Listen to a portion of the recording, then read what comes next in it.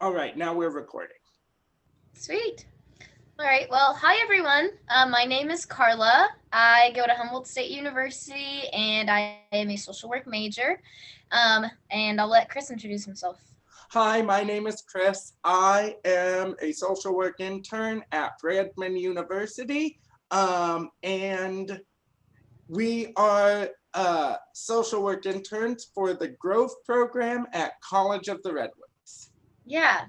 So this year, has been a lot of unprecedented times with everything going on, and we're all learning how to adjust to everything because of COVID-19. So many of us are going through different things that we haven't experienced in the past.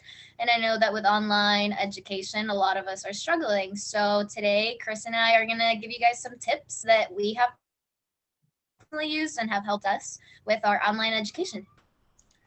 So let's Excellent. see. One of our very first ones that we came up with was incremental work. So do you want to go ahead and explain that, Chris? Sure. So, one of the things that I found was, for me, useful was doing work in increments. So, for example, I will do like 45 minutes to an hour worth of work, and then I'll get up and I'll go do something else, whether it's doing a job that I need to do like around the house, like a quick, chore, or need to run an errand or go for a walk or something. Get Um, a snack. yeah, get a snack, uh, do those things, and then I will come back and do another increment of 45 minutes to an hour, and then go do something else. I find not only do I focus better in the 45 minute to an hour time, but by the end of the day, I get a lot more done, and it helps me manage stress. Definitely, definitely. I think that helps because I know I can't focus on one thing for too long. Uh-huh. I So then, think we're not the only humans that have that problem. It oh seems yeah, definitely. fairly common. Yeah, and so then our second tip that we have kind of goes along with incremental work. The second one is creating an agenda that gives you a sense of schedule and organization. So for me, I was really struggling to manage all of my activities. I also do sports, so finding time for my schoolwork and my internship work was really hard for a little. But what I did was I used Google Calendar to help me see all of my available time slots. And what I did was we're back.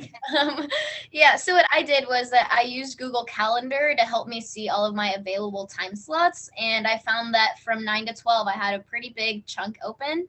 And what I did was, okay, I'll set this time aside for all of my intern stuff. And doing that just really allowed me to realize that I only have this thing to focus on. And I narrowed my focus into this. And it just helped me feel less stressed out throughout the day. And I knew that once I got done with that, then I can move on to other things, which really helped me.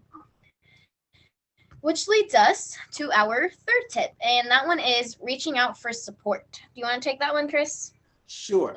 One of the things that I have heard when talking to students or friends is they're having difficulty with, because of the online forum, feeling like they're getting support they need from teachers or whomever else they, would normally be getting support from, counselors or what have you. Um, but I always tell them, people don't know what they don't know. Like, you have to know when to ask for help, because otherwise, not everybody, they're not going to know what you need until you tell them. And it's okay to tell them what you need. Definitely. I know that I'm one of those people that struggles to let people know that I'm struggling. So sometimes, you just have to push yourself out of your comfort zone a little bit to email that teacher or a counselor or a classmate, and you'd be surprised how much they can help. That's sort of like, I think we don't like to admit when we are struggling or needing help. I think it's really hard to kind of come to um, realization of that and to admit it. But when you do and you can get the support, um, it is far better off in the long run. Oh, yeah. I know that it always helps me feel less stressed as soon as I talk to one of my teachers. If I have a big assignment that I was really scared of, as soon as I have this conversation, it's like, oh, they just help me so much more. When you have a conversation one on one with someone, it just makes a big difference. Sure does. Yes. Okay. And then that leads us to our fourth tip, which is it's okay to say no. So one of the things that I've recently been talking a lot about was, having boundaries for yourself and making sure that you're not stretching yourself out too thin. If there's an activity that someone wants you to do, it's okay for you to say no and say, you know what, I actually have a really full schedule and I won't be able to do that today. And then finding another time to maybe do that at a different time is perfectly okay. Um, Chris, I know, just told me that one of his things is that he has a maximum of 3 Zooms, and that's what helps you, right? Mm-hmm.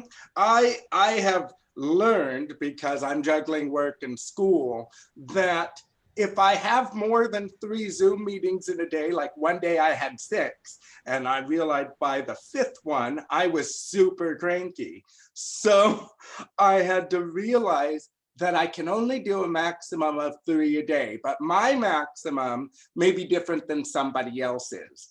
Um, so maybe your maximum is 2, that's good. Or maybe it's 4, that's good too. But just having that kind of built in where you know that this is what you can handle and manage on any given day, and just doing that. Yep. So it's okay to say no. And then that leaves us to number 5. So our last one we set was switch up your environment. So what we mean by that is maybe sit in front of a window, or you can possibly sit outside if that's a possibility that you have. I know that that helps me out a lot. It makes things seem less mundane and repetitive all the time. Or for Chris, you have your place that you really like, right? Mm-hmm. I tend to, like, I have an apartment that I find very comfortable, not like is works well for me, but so I enjoy being here, but I also enjoy going out to other places, like going to a park, or going to, a coffee shop down the street when it's open and it's not like crowded with people. I like to sit there and like I have like the littlest laptop in the world.